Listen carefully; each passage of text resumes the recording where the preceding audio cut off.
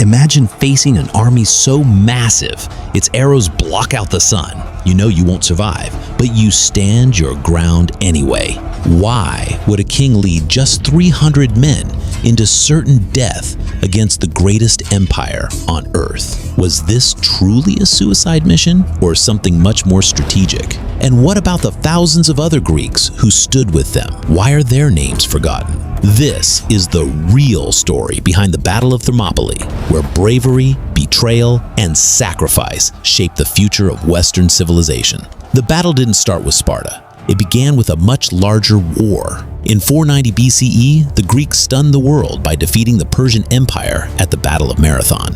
That defeat embarrassed King Darius of Persia, and his son Xerxes swore revenge. When he came back 10 years later, he brought an army drawn from 46 nations, possibly as many as 100,000 to 250,000 men. To invade Greece, he even ordered the construction of a floating bridge across the sea. It was one of the most ambitious military campaigns the world had ever seen. Facing this overwhelming force, the Greeks, usually divided and fighting each other, united. Sparta and Athens led the way, sending troops north to block the Persians.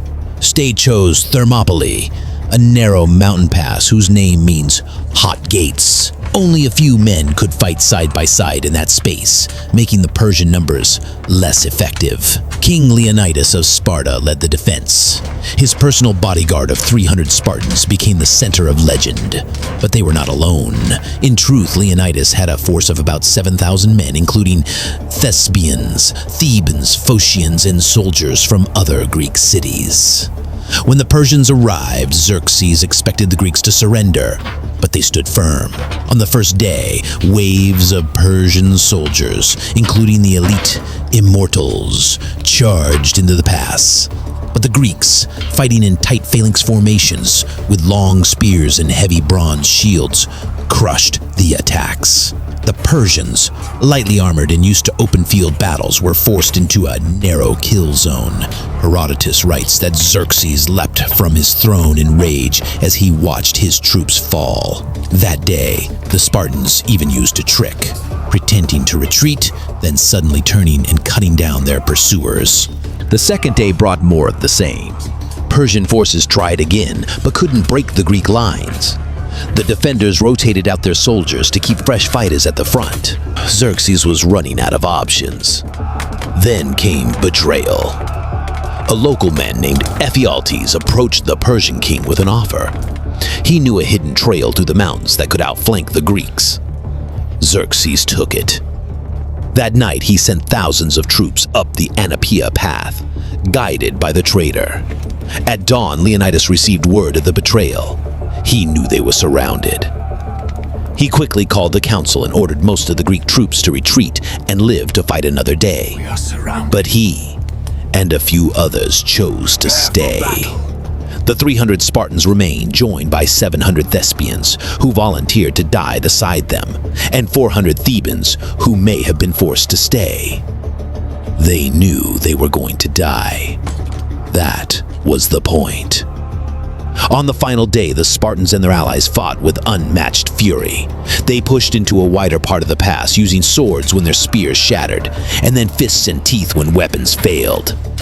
Leonidas was killed in the chaos, and the Greeks fought fiercely to recover his body. Eventually, they fell back to a small hill, Kolonos Hill, where they made their last stand. Surrounded on all sides, they were overwhelmed by Persian arrows.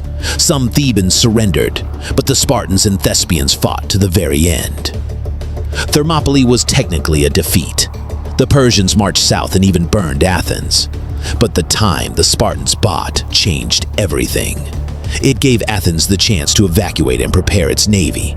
Soon after, the Greeks won a stunning naval victory at Salamis, turning the tide of the war. The sacrifice at Thermopylae became more than a military event. It became a symbol of unity, a symbol of resistance against tyranny, and a reminder that even when defeat is certain, courage can shape history. The story of the 300 Spartans has been retold for centuries, sometimes accurately, sometimes as myth.